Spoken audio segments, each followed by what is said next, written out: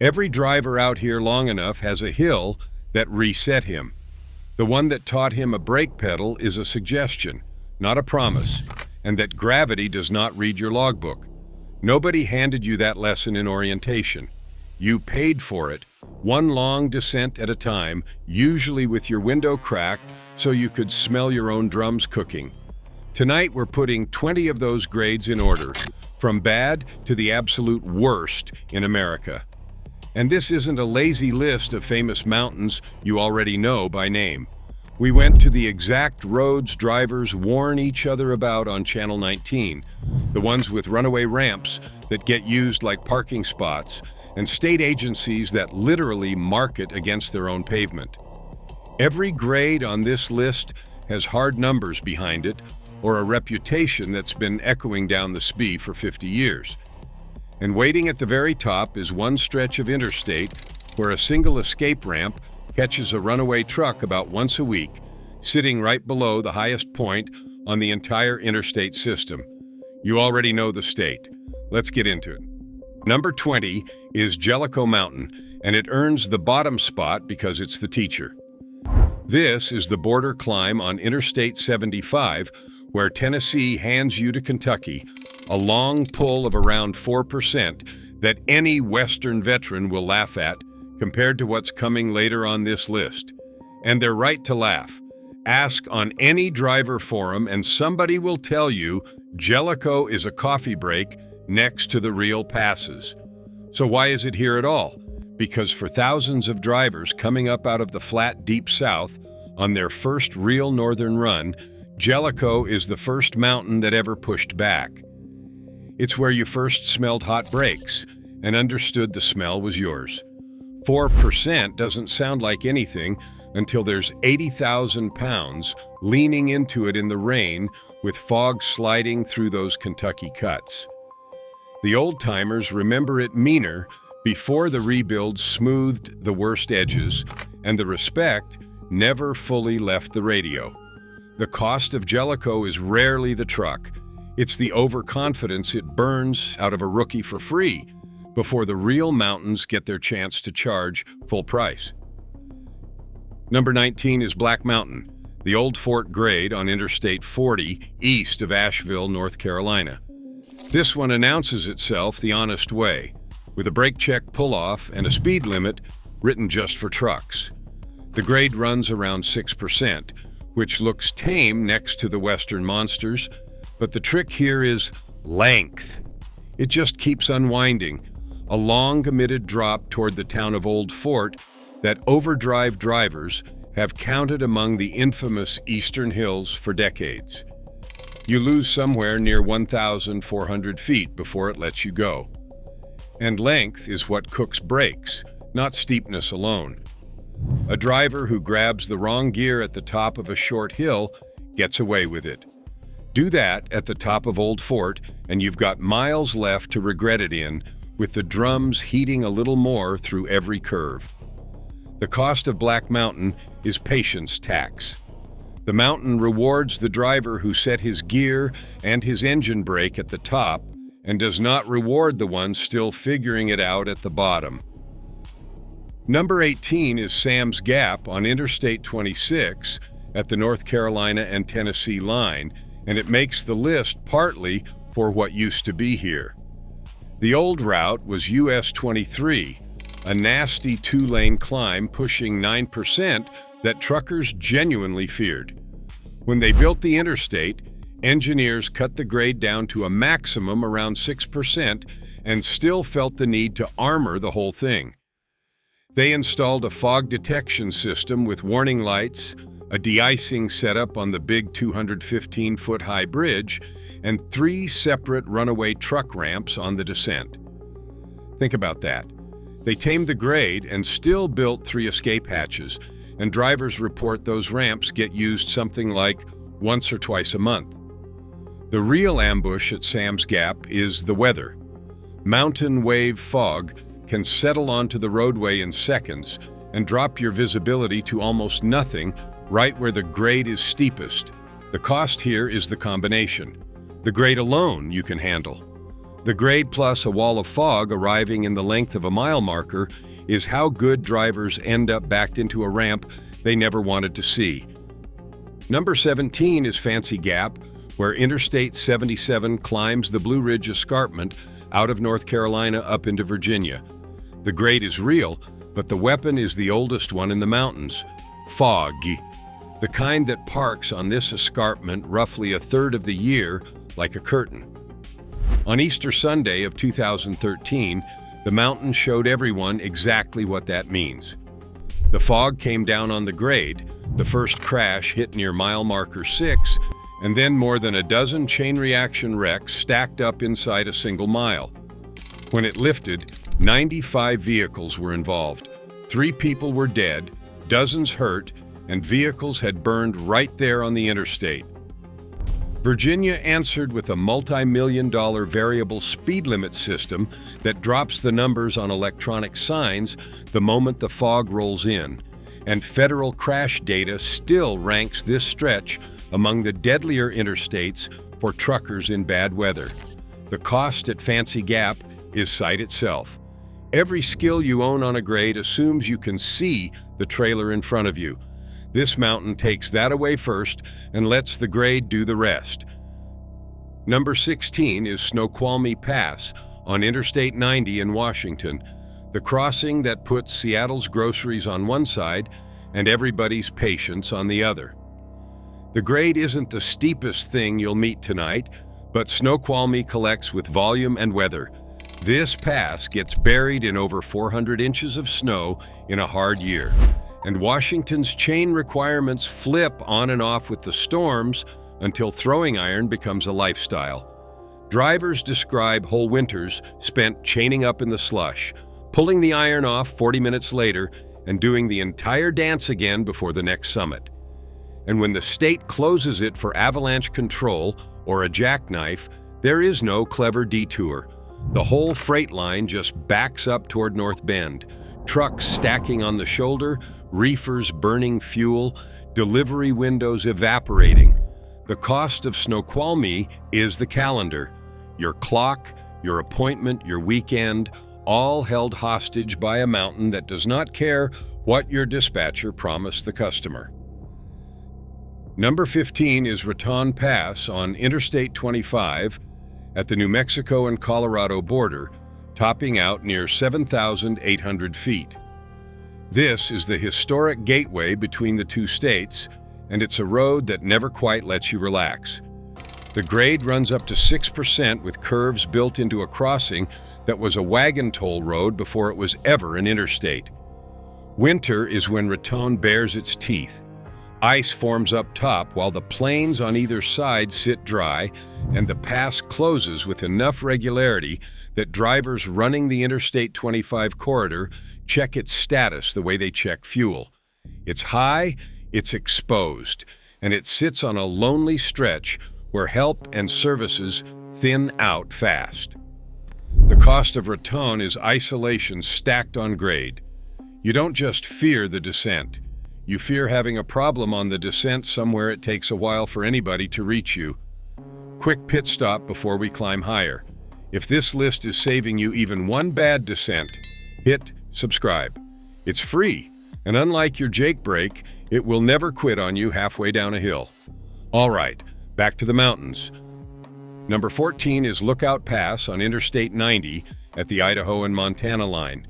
This is a real 6% grade, running about 4 miles over the top of the Bitterroots right at the ski area, and it's one of those passes that looks like a scenic postcard 9 months a year and turns into a problem. The other 3. Snow comes early and leaves late up here, chain-up areas fill on both sides, and the grade is long enough and steep enough that a driver who didn't gear down properly gets an education on the way toward the state line. Add the wildlife and the whiteouts that blow in off the divide, and you've got a crossing that punishes complacency. The cost of Lookout is the wrong assumption. Drivers treat the northern Interstate 90 route as the easy way across, and Lookout is the pass that reminds them the mountains up there play by the same rules as everywhere else.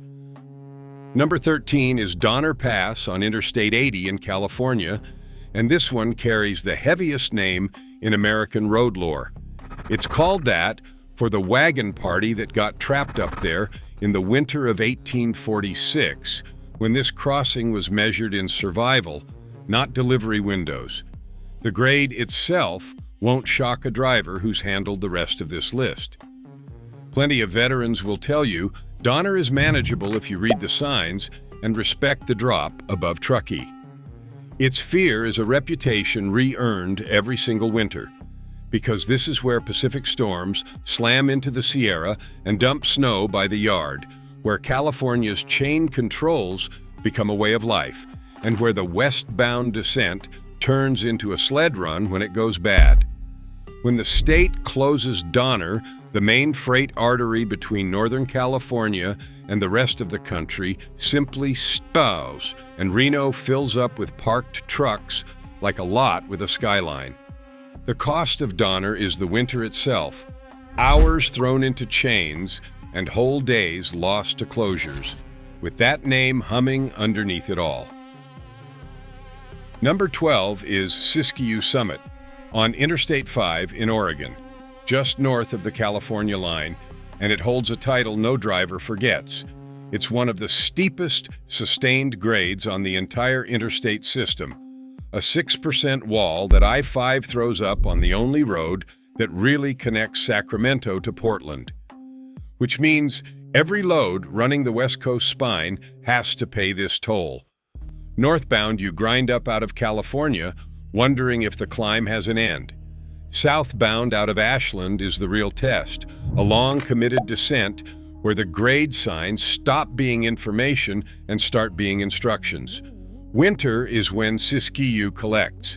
Oregon's chain law practically lives on this mountain, and when the pass decides to close, the entire West Coast supply line backs up on both sides like water behind a dam.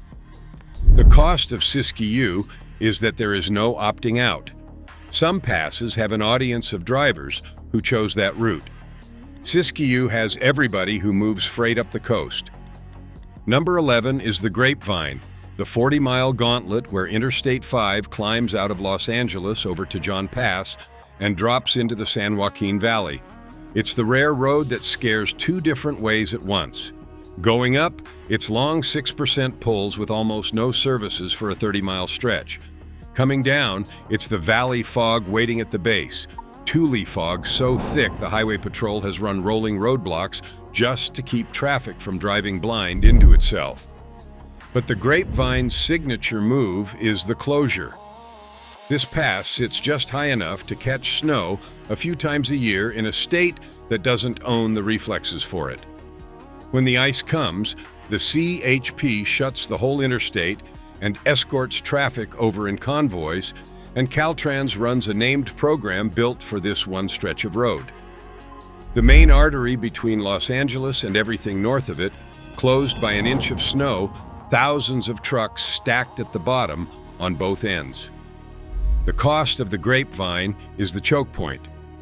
There's no honest alternative. The side roads are worse, and every driver on the 5 knows the winter forecast for this one pass by heart. Number 10 is Cajon Pass on Interstate 15 in California, the funnel every southwestern driver eventually gets poured through, the gap between the San Gabriel and San Bernardino Mountains that connects Southern California to Las Vegas and everything beyond. The southbound descent runs about 6% sustained over several miles, with the truck speed limit knocked down to 45. And the proof that it means business is that Cajon's runaway ramps are not museum pieces. Trucks plow into them regularly. Brake fires on heavy rigs coming down this grade are described as routine, not remarkable. And the grade is only the first hazard the pass deals you. Then come the Santa Ana winds that rip through the gap hard enough to lay an empty trailer on its side. Then the traffic, because this isn't a lonely mountain road, it's a full Los Angeles freeway tilted downhill with cars weaving around trucks trying hard to go slow. Add the brush fires that shut it down in the dry months, and you get a piece of geography that refuses to be boring. The cost of Cajon is vigilance at volume. Any one of these hazards is survivable. The pass hands you all of them at once at highway speed. Number 9 is Vail Pass on Interstate 70 in Colorado, cresting above 10,600 feet with grades that hit 7% on both approaches. This is high altitude, high consequence descending, and Colorado built 2 runaway truck ramps on the westbound side because it needed them. Vail is part of the I-70 mountain corridor where the escape ramps collectively get used something like 60 to 70 times a year, which works out to more than 1 driver a week somewhere on that road running out of brakes. Up here, your engine breathes thin, your brakes fade faster, and the ski traffic packs the lanes with drivers who have no idea what a fully loaded descent costs. The cost of Vail is altitude multiplying every mistake. The same grade that would merely scare you at sea level up here is doing it while your equipment is already working harder than it wants to. Number 8 is Monteagle Mountain on Interstate 24 in Tennessee, where the road crosses the Cumberland Plateau between Nashville and Chattanooga, a hill so feared that Johnny Cash sang about it and Smokey and the Bandit put a runaway down its grade. The state records back the legend. The eastbound descent drops 1,161 feet over 4.1 miles at 6%, and Tennessee takes it seriously enough that every commercial truck is required to stop at an inspection station at the summit before it's allowed to start down. Think about what that means. The state built a checkpoint whose entire job is confirming your brakes exist before this specific hill gets a shot at them. Then comes Monteagle's cruelest detail. Trucks are told to keep right on the descent, but both runaway ramps sit on the left, which means a driver who loses his brakes has to cross lanes of traffic out of control to reach his own rescue. The Tennessee Highway Patrol has logged dozens of runaway ramp incidents on this mountain since 2003. The cost of Monteagle is that it's the mountain ordinary drivers meet on an ordinary Tuesday, no warning except the signs, and the signs are the only friend you get. Real quick, while we've got the truck parked at the brake check, tap that like button. It has never once caught fire on a downgrade, which honestly puts it ahead of half the equipment some of us are driving. All right, top 7. Number 7 is Wolf Creek Pass on U.S. Route 160 in southern Colorado, the only road on this list with an official government warning campaign named after it. The Colorado Department of Transportation runs a program for this pass called Beware the Wolf, an actual state campaign begging commercial drivers to respect one specific mountain. When a DOT starts doing marketing against its own road, you should listen. Wolf Creek crosses the Continental Divide above 10,800 feet and drops toward Pagosa Springs on a sustained grade near 6.8% with hairpins that hold trucks to 25 miles per hour on the way down. Miss that number and the runaway ramps are waiting. Country music made this mountain famous before the campaign did, with a 1970s CB-era trucker song about 2 drivers losing their brakes up here that's been playing in cabs for 50 years. And the reason it still works is that every driver knows it's barely fiction. The cost of Wolf Creek is written right into the campaign name. The state already told you it's a wolf. Drivers who treat it like a friendly dog get corrected by the state patrol at the bottom of a gravel ramp. Number 6 is Red Mountain Pass, the crown jewel of the $1 Million Highway, U.S. Route 550 in Colorado's San Juan Mountains, cresting above 11,000 feet. This is a shelf road in the truest sense. Slivers of asphalt clinging to the mountainside with grades between 8 and 9%, blind corners, and long stretches with no guardrails at all. Just pavement, then air, then a very long way down. Most heavy freight avoids it on purpose, but it earns its spot on any serious list because of what it demands from anyone who has to run it. There's no forgiveness built into this road. A momentary brake fade or a misjudged corner on Monteagle backs you into a ramp. The same mistake on Red Mountain Pass has nothing to catch you. The cost of Red Mountain is total exposure. It's the purest version of the fear this whole list is built around. A steep grade with the safety net simply removed. Number 5 is Slumgullion Pass on Colorado State Highway 149, and this one takes the title of steepest paved primary road in the entire state of Colorado. The north side runs a sustained grade in the 9.4 to 9.8% range, a number that belongs on a ski map more than a state highway, climbing to a summit around 11,530 feet.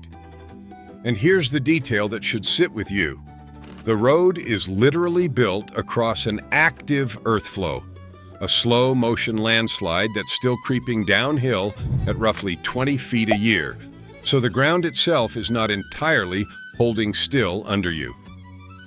For a heavy vehicle, that north face grade is a relentless negotiation with your engine brake that does not let up for miles. The cost of Slumgullion is the steepness itself, sustained long past the point where most drivers have ever felt a grade hold that hard for that long. This is where you find out if you actually understand your gearing or if you just got lucky on the easier hills. Number 4 is Teton Pass, Wyoming Highway 22, the shortcut between Idaho and Jackson Hole that every driver gets warned about exactly once, because once is enough. This road comes off the summit at grades that exceed 10%, and runaway trucks have been such a documented problem here that the state couldn't even build a normal gravel ramp. There was no room. So Wyoming installed a catchnet arrestor system instead, a series of energy-absorbing steel nets strung across a narrow bed that stops a runaway the way an aircraft carrier stops a jet. It has been triggered multiple times since it went in, and drivers have walked away from what should have been fatal wrecks because those nets caught them. But the mountain still collects. A runaway dump truck on this pass killed 2 people and injured 4 more, and the wreck reopened the whole conversation about whether one arrestor is even enough for a grade this long. The cost of Teton Pass is the shortcut tax. An hour saved on the map, paid back in steel nets and sand on the steepest few miles in Wyoming. Number 3 is Loveland Pass, US Route 6 in Colorado, and it makes the podium because of who is forced to drive it. Interstate 70 crosses the Rockies through the Eisenhower Tunnel, but hazardous materials are banned from that tunnel. So every tanker of fuel and every hazmat placard headed across Colorado gets sent up and over the top instead. On US 6 across Loveland Pass, nearly 12,000 feet of exposed switchbacks above the tree line. Read that again. The loads too dangerous for the tunnel are assigned to the more dangerous road, and the drivers hauling them do not get a vote. Up there, the guardrails are decorative, the wind comes over the divide sideways, and the pass closes for weather before anything else in the corridor because there's nothing up top to slow a storm down. The descent is steep enough that a runaway ramp waits below for the ones who lose the argument. The cost of Loveland Pass is concentration with no reward but survival. The tunnel takes the easy trucks and 8 minutes. The pass takes the dangerous loads and everything the driver has. 2 left. Subscribe if you've made it this far, because the last 2 are the ones veterans actually go quiet about. And these are free. Fuel isn't, tolls aren't, but a list of the roads that'll cook your brakes still is. Number 2 is Cabbage Hill, and the second name is the whole reveal, Dead Man Pass. This is where Interstate 84 falls off the Blue Mountains into Pendleton, Oregon, and the state's own numbers explain why drivers speak about it in a lower voice. Around 78% of the commercial vehicle crashes on Cabbage involve out-of-state carriers, and roughly 59% are caused by brake failure. Read those two together, and you have the entire truth of this mountain. Cabbage kills the unprepared, the drivers who crest the top not knowing what's on the other side, which is a 6% drop through switchbacks ending in a double hairpin with truck advisories posted as low as 18 miles per hour. 18 on an interstate. Oregon built every defense it could, a brake check area at the summit, 2 runaway ramps, warning signs that practically grab your collar, and still that 78% number holds because you cannot sign your way out of ignorance. The cost of cabbage runs from brake shoes all the way to the driver himself, which is how a hill earns a name like Deadman. The locals come down riding it in low gear. The mountain feeds on everyone else. And the most feared steep grade in America is number 1, the Interstate 70 mountain corridor in Colorado, specifically the stretch built around the Eisenhower Tunnel and the Straight Creek descent. This is where every number on this entire list gets stacked onto one road that the whole national freight map still has to use. Start at the top. The Eisenhower Tunnel sits at 11,158 feet, the single highest point on the entire interstate highway system. Coming out of it westbound, drivers drop down a grade of about 7% for over 5 miles, and it is, in the words of the people who study it, deceivingly steep. At the bottom of that hill sits the lower Straight Creek runaway truck ramp, and this is the one. It is the most heavily used escape ramp in the entire United States, catching around 75 runaway trucks over a 5-year span, which averages out to roughly 1 truck a week during the summer when hot breaks fade fastest. The whole corridor's ramps together get used 60 to 70 times a year. That is more than 1 driver every week losing their brakes on one road. And Colorado knows exactly what happens when the ramp gets missed, because in 2019, a driver who lost his brakes blew past his options on this corridor and slammed into stopped traffic near Denver, killing 4 people, a case that put this grade into every safety briefing in America. The cost of I-70 is arithmetic, plain and simple. 1 driver a week runs out of brakes on this mountain. The only question it asks is whether you did your math at the top, in the right gear, with your engine brake set before the hill got a chance to do the math for you. So that's the 20, from a schoolhouse hill on the Kentucky line all the way up to the highest, busiest, most brake-hungry corridor in the country. And notice the pattern the whole list kept whispering. The grade almost never wins with one trick. It's the steepness plus the fog, the length plus the overconfidence, the shortcut plus the driver who didn't gear down at the top. The ones who get in trouble are usually missing preparation, not luck. Now it's your turn. Drop the grade that taught you respect in the comments, the hill or gorge where you learned something the hard way because somebody running it tomorrow hasn't learned it yet. And if this list is riding shotgun with you now, subscribe. It's still about the only thing left in trucking that's free. Until next time, keep the rubber side down, the shiny side up, and check your brakes at the top.